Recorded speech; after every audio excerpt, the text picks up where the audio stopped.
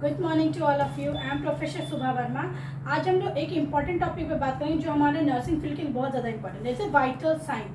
Vital sign क्या है? जो हमारे बॉडी के मतलब वाइटल स्टैटिस्टिक्स के बारे में बताता है, उसको वाइटल साइन बोलते हैं। ठीक है, वाइटल साइंस मेनली हमारे 4 होते हैं: टेम्परेचर, पल्स, रेस्पिरेशन और ब्लड प्रेशर। अभी न्यूली ऐड हुआ है पेन। ठीक है, तो temperature, pulse, respiration, blood pressure क्या है? अगर इसमें कोई भी फ्लक्चुएशन नॉर्मल से ज़्यादा होता है तो उससे, या फिर कम भी होता है, तो क्या होता है? वो डिजीज कंडीशन को हमारे इंडिकेट करता है। ठीक है, तो सबसे पहला क्या था? टेम्परेचर। टेम्परेचर कितना होता है? 98.6 डिग्री फ़ारेनहाइट क्या होता है? ये नॉर्मल टेम्परेचर, और 37 डिग्री सेल्सियस भी आपका नॉर्मल में फॉल करता है। पल्स क्या है? पल्स क्या हमारा कितना? 72 बीट्स पर मिनट, ये नॉर्मल पल्स होता है। Respiration 16 to 20 breaths per minute, ये नॉर्मल होता है। और लास्ट में आपका blood pressure 120/80 mm of Hg, ये नॉर्मल होता है। ठीक है, तो ये हमारा normal level of vital sign है। तो वाइटल साइन के बारे में हम इसलिए पढ़ रहे हैं क्योंकि अगर हम कभी भी पेशेंट के लिए नॉर्मली ट्रीटमेंट के लिए जब आता है तो हम ये सारे वाइटल्स लेते हैं, उससे क्या पता चलता है कि इनको किस तरह का ट्रीटमेंट हमें प्रोवाइड करना है। ठीक है, तो सबसे पहले हम लोग टेम्परेचर के बारे में, टेम्परेचर को फीवर, टेम्परेचर में क्या होता है? हम फीवर को चेक करते हैं। फीवर का मेडिकल टर्म का नाम होता है पायरेक्सिया। ठीक है, आप लोगों को ये जानना जरूरी है कि पायरेक्सिया फीवर को बोलते हैं। तो फीवर को चेक करने के लिए हम थर्मोमीटर का यूज करते हैं। थर्मोमीटर हमारा बहुत तरह का होता है। ठीक है, नॉर्मली हम लोग ग्लास थर्मोमीटर का यूज करते हैं। ठीक है, अभी तो डिजिटल थर्मोमीटर आ गया है जो ऑटोमेटिकली बीट करने लगता है, उसका बीप सुना देता है, हम क्या करते हैं? बंद रहते हैं। लेकिन ओरल थर्मोमीटर और रेक्टल थर्मोमीटर, दो तरह का थर्मोमीटर। तो ओरल में हम लोग क्या करते हैं? माउथ में डालते हैं। रेक्टल को क्या करते हैं? हम लोग रेक्टम एरिया में डालते हैं। ठीक है, ओरल थर्मोमीटर को हम लोग एक्सिलरी रीजन में भी डालते हैं। एक्सिलरी रीजन से भी हम टेम्परेचर को ले सकते हैं।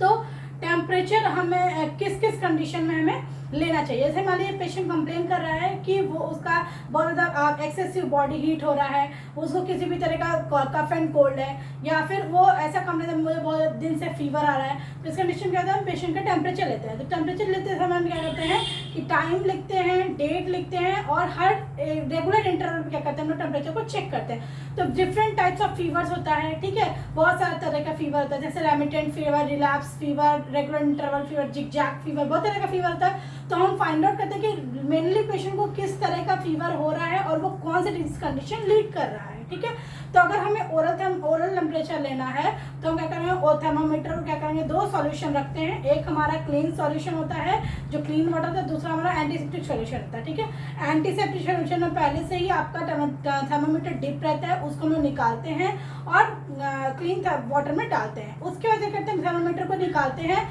Opposite of the light. ये आपको ध्यान देने वाला बेटा, ऑपोजिट ऑफ द लाइट आप क्या करोगे? थर्मोमीटर को रीड करोगे। ठीक है, उसका टेम्परेचर का लेवल कितना है?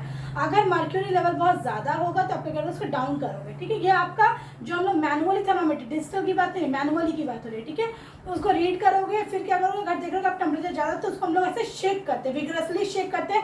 लेकिन आपको ध्यान लगे थर्मोमीटर हाथ से छूटे नहीं, क्योंकि छूटेगा तो वो टूट जाएगा, उसका मर्क्यूरी क्या होता है? गिर जाएगी, आपका थर्मोमीटर खराब हो जाएगा। ठीक है, तो उसको हम लोग शेक करते हैं और इसके बाद फिर से लेवल को रीड करते हैं। अब अगर लेवल हमारा 36 तक आ गया है तो हम क्या करते हैं? पेशेंट को लगाते हैं। लेकिन लगाने से पहले आपको यह ध्यान देना है कि थर्मोमीटर को जब हम लेते हैं तो हमेशा हम क्या करते हैं? हमेशा क्या करते हैं? उसके बल्ब से, ठीक है, ध्यान दीजिएगा, बल्ब से स्टेम की तरफ रोटेटिंग मैनर में क्या करते हैं? क्लीन करते हैं, बल्ब से स्टेम की तरफ। ठीक है, ये ध्यान देने वाली बात है, और वो भी रोटेटिंग मैनर में। आप कॉटन लोगे और कॉटन को थर्मोमीटर पे से लगा दिया और उसको रोटेटिंग मैनर में क्या करोगे? क्लीन करोगे। ठीक है, और एक बार क्लीन करके उसको क्या करोगे? थ्रो कर दोगे। आप क्या करोगे? पेशेंट को जनरल इंस्ट्रक्शन के थ्रू, जैसे मान लिया अगर कोई अनकॉन्शियस पेशेंट तो हम लोग उसको मुंह में देंगे, कोई बच्चा हुआ तो उसको मुंह में थर्मोमीटर नहीं देते हैं। ठीक है, कोई पेशेंट साइकियाट्रिक पेशेंट उसको हम लोग मुंह में थर्मोमीटर नहीं देते हैं। ठीक है, जो नॉर्मल पेशेंट जो आपका इंडिकेशन को फॉलो कर सकता है उसी को हम लोग ओरल थर्मोमीटर लगाते हैं। ठीक है, अब ओरल थर्मोमीटर जब आप लगाते हो तो उसको लगाने के बाद हम मेनली आपका 2 to 3 मिनट्स वेट करते हैं। ठीक है, उसके पेशेंट को किसी तरह का चीविंग नहीं करेंगे, चीव करेगा तो क्या करेगा? मर्क्यूरी फूट जाएगा, उसकी डेथ हो सकती है, क्योंकि मर्क्यूरी क्या है? आपकी एक डेथ कॉजिंग वो लिक्विड होता है। ठीक है, तो आप जब पेशेंट को लगा दिया उसको चेक करने के लिए, उसके 2 to 3 मिनट्स हम क्या करते हैं?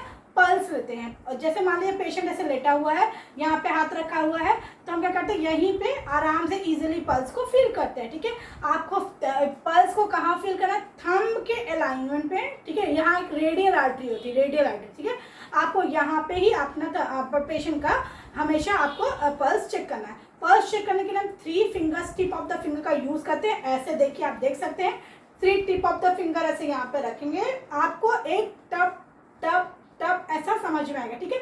वहां पे रखते हैं और हम आधे मिनट तक यहाँ पे पल्स लेते हैं। पल्स काउंट करके इसको इंटू 2 से मल्टीप्लाई कर देते हैं, पेशेंट का पल्स आ जाएगा, ठीक है। जैसे मान लीजिए पेशेंट का पल्स आ रहा है 40, ठीक है, और आप उसको आधे मिनट में, और उसको आप 1 मिनट में मल्टीप्लाई किया 80 हो गया, 80 बीट्स पर मिनट, तो ये पेशेंट का पल्स हो गया, ठीक है। इसके बाद कभी भी आपको एक चीज ध्यान देना है, जब कभी भी पेशेंट का पल्स चेक करोगे कभी आप थंब का यूज नहीं करोगे, क्योंकि थंब का अगर आप यूज करें तो आपको अपना खुद का पल्सेशन आने लगता है, ठीक है। ये चीजें ध्यान देने वाली है, ओके। तो 3 टिप ऑफ द फिंगर से तब तक आप क्या करते हो, पेशेंट लेटा रहता है, टेम्परेचर ओरल थर्मोमीटर को मुंह में डाला हुआ है और आप तब तक क्या कर रहे हो, उसका पल्स ले रहे हो, ठीक है। पल्स ले लिया, अब पेशेंट जितनी बार इनहेलेशन एक्सहेलेशन, इनहेलेशन एक्सहेलेशन, एक इनहेलेशन एक्सहेलेशन क्या होता है, ये 1 काउंट होता है रेस्पिरेशन, ठीक है। फिर एक इनहेलेशन फिर एक्सहेलेशन 2 काउंट हुआ। तो इस तरह से आप क्या करते हो, पेशेंट हाथ रखा हुआ, आपको बोलने की जरूरत नहीं, वो सांस ले रहा है, आप काउंट कर रहे हो, ठीक है। उसको भी आधे मिनट तक आप लिए, आपका इंटू 2 किए, आपका रेस्पिरेशन आ गया। जैसे मान लो पेशेंट ने 9 बार ऊपर नीचे इनहेलेशन एक्सहेलेशन किया, तो 9 2 से 18 उसका रेस्पिरेशन हो गया, ठीक है। आपने इस तरीके से रेस्पिरेशन ले लिया, तो आधे मिनट में आपने क्या किया, पल्स ले लिया, रेस्पिरेशन ले लिया, और 1 मिनट हो गया, और 1 मिनट तक क्या किया, अपने टेम्परेचर को ले लिया। इसके क्या 1 मिनट 2 मिनट बाद क्या हुआ, 2 से 3 मिनट के बीच में आप कह रहे हैं निकाल दिए थर्मामीटर जब निकाले, तो उस समय भी आपको रीड करने से पहले क्या करना है, एक चीज ध्यान देने वाली है, आप बिल्कुल ध्यान दीजिएगा। आप थर्मामीटर को मुंह से निकाले, क्लीन कॉटन लोगे और एक स्ट्रोक में स्टेम टू बल्ब क्या करोगे, क्लीन करके आप अपने पेपर बैग में डाल देते हो। स्टेम टू बल्ब, और डालने से पहले मैं क्या कहता है, बल्ब टू स्टेम, क्योंकि वो कॉन्टामिनेशन नहीं था, ये कॉन्टामिनेटेड है, तो हमारा क्या करेंगे, स्टेम टू ब्लड, हम लोग बल्ब का उसको क्लीन करके हम क्या करेंगे, वाटर इसमें आपके पेपर बैग में या फिर किडनी ट्रे में डाल देते हैं। अब क्या करते हैं, पेशेंट को ऑपोजिट ऑफ द लाइट क्या करेंगे, इसको रीड करेंगे कितना उसका मर्क्यूरी का लेवल है, ठीक है। लेवल को रीड करके हम क्या करते हैं, राइट डाउन कर देते हैं, ठीक है। तो हमारा टेम्परेचर ले लिया हमने, पल्स ले लिया और रेस्पिरेशन ले लिया। अब आती है बारी हमारी ब्लड प्रेशर की। ब्लड प्रेशर में क्या करते हैं, ब्लड प्रेशर को चेक करने के लिए जो इक्विपमेंट का हम लोग यूज करते हैं उसको बोलते हैं स्फिग्नोमैनोमीटर, ठीक है। याद रखिएगा, स्फिग्नोमैनोमीटर का यूज करते हैं हम लोग ब्लड प्रेशर को चेक करने के लिए, और जो हम गले में लगाते हैं उसको क्या बोलते हैं, स्टेथोस्कोप, ठीक है। तो ये दोनों चीज हमारे ब्लड प्रेशर के बहुत इंपॉर्टेंट है, दोनों इक्विपमेंट रहेगा तभी आप ब्लड प्रेशर का चेक कर पाओगे, ओके। तो जब ब्लड प्रेशर को हमने चेक करते हैं उसके लिए बहुत सारे इंपॉर्टेंट इंस्ट्रक्शंस है।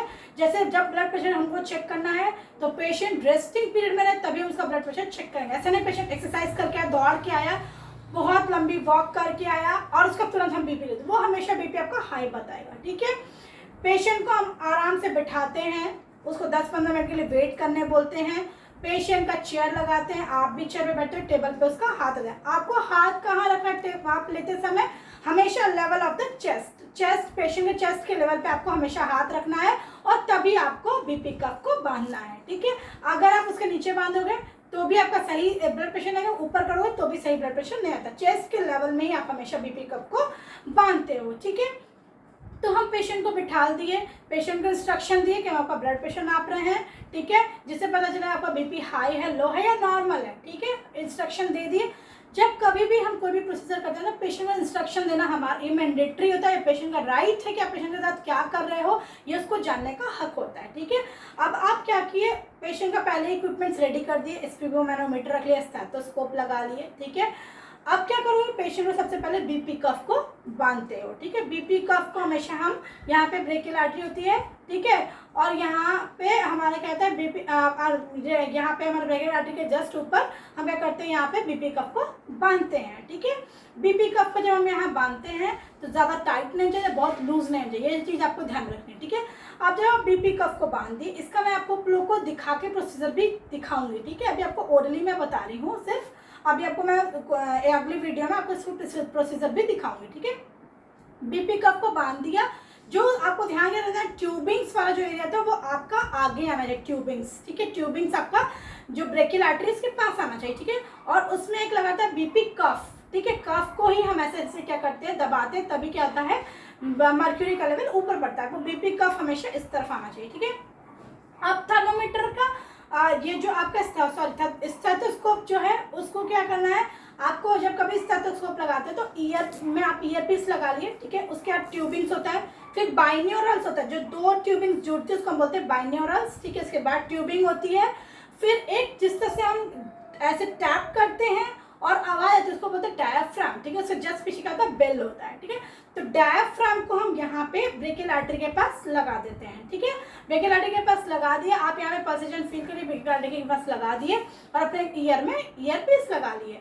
अब क्या करना है, पेशेंट का बीपी कफ को पकड़े रहना है एक हाथ से, और दूसरा से आप क्या करोगे, कफ को आप ये जो आपका वो होता है पंप, उसको क्या करते हैं, दबाते हो, ठीक है। पंप को दबाओगे, आपका ये मर्क्यूरी लेवल बढ़ता चला जाएगा, ठीक है। मर्क्यूरी लेवल बढ़ेगा 180 170 से ऊपर आपको जाने का जरूरत नहीं। अगर पेशेंट हाइपरटेंसिव है तभी आप ऊपर जाओगे, अगर नॉर्मल पेशेंट है तो आप उतना ही नॉर्मली ले जाओगे, ठीक है। अगर पेशेंट का नजर आ कि मेरी बीपी हमेशा हाई रहती है तो 200 to 20 तक आप जा सकते हो। इसके बाद क्या करना है, जब आप उसको दबा रहे हो पंप को, ठीक है, तो पंप को दबाते जाते आपको चेक करना है, आप पूरा 120 तक लेके चले गए, 180 तक लेके चले गए। उसके बाद धीरे धीरे उसमें एक वैल्व होता है, ठीक है। वैल्व को हम धीरे धीरे खोलते हैं और कान में सुनते रहते हैं, ठीक है। तो जब आप धीरे धीरे इसको डाउन करोगे मर्क्यूरी का लेवल, तो एक लेवल पे आपको सुनाई देता है टप टप टप टप ऐसे आवाज आती है, फिर वो बंद हो जाती है आवाज, फिर नीचे जाते हैं समय फिर एक टप टप आवाज आएगी, फिर वो क्या होगी, बंद हो जाएगी। तो जो ऊपर का सुनाई देता है आपको वो होता है आपका सिस्टोलिक प्रेशर, और नीचे का क्या होता है, डायस्टोलिक प्रेशर। जो ऊपर में आवाज जैसे बीटिंग हुआ तो वो बीट्स आपको हो सकता है कि 130 के पास सुनाते हैं, 110 के पास, 100 के पास, वो क्या आपका सिस्टोलिक प्रेशर, ठीक है। और डायस्टोलिक हो सकता है आपका 70 के पास हो, 60 के पास हो, 80 के पास हो, वो क्या हो, डायस्टोलिक प्रेशर। तो ये हम क्या करते हैं, इसको नोट डाउन कर लेते हैं, और यही पेशेंट का क्या होता है, ब्लड प्रेशर होता है। हम पेशेंट को बताते हैं कि आपका ब्लड प्रेशर इतना नॉर्मल है, अब वो कैसे मेंटेन करना नॉर्मल ब्लड प्रेशर, अगर हाई है तो भी उसके बारे में आपको इंस्ट्रक्शन देना है। तो ये क्या होता है हमारा पूरा वाइटल साइन, ठीक है। एक न्यूली वाइटल साइन ऐड हुआ जिसको पेन, ठीक है। पेन लेवल को भी हम क्या करते हैं, वाइटल्स में ऐड कर दिए हैं। Pain level patient pain level को जानने के लिए हम लोग क्या करते हैं, एक हमारा पेन स्केल आता है उस मेजरमेंट के लिए, उसमें इमोजीज बने होते हैं। उसमें क्या होता है 1 2 3 4 5 6 7 9 10 का काउंटिंग लिखा रहता है, और उसके नीचे क्या होता है, स्माइली बने होते हैं। एक 1 के अंदर नो पेन, 2 3 4 के पीछे माइल्ड पेन, 5 6 7 के पीछे मॉडरेट पेन, 8 9 10 पे एकदम वर्स्ट पेन या फिर एकदम एक्सेसिव पेन, उसका इमोजी बनाता है। तो आप क्या बोलते हैं, पेशेंट को बोलोगे कि इसमें आप दिखाओगे पेन स्केल कि इसमें आपको कैसा लगा कि आपको कौन सा वाला दर्द है, तो पेशेंट बोलेगा मेरे को 4 नंबर वाला पेन है, ठीक है। तो मतलब पेशेंट इज सफरिंग है माइल्ड पेन, ठीक है।